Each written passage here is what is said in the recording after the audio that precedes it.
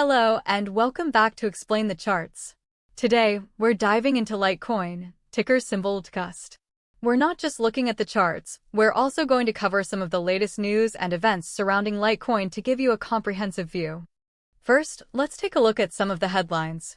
According to recent Google searches, Litecoin's price is currently around $94.49, with a slight increase of approximately 2% over the last 24 hours. There's talk of a potential XRP, SOL, and LTC ETF explosion, which market experts are predicting 95% approval odds.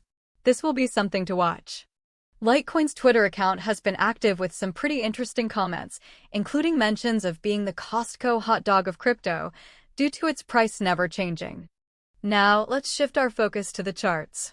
Here we have the daily chart for LTCUSD. Looking at the past several months, we can see a general downtrend following peaks in late 2024. We can also see there's some consolidation in March 2025.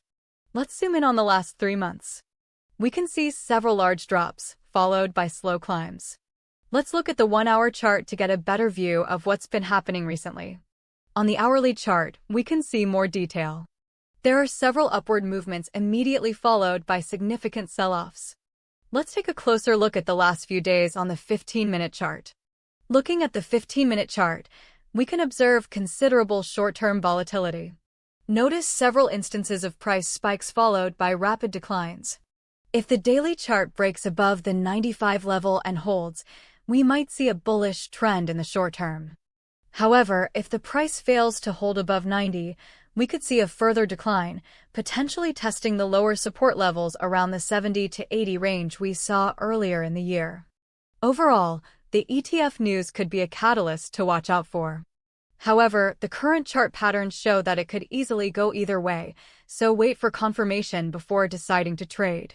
I wouldn't count on anything before late July 2025. Thanks for watching, and we'll see you next time on Explain the Charts.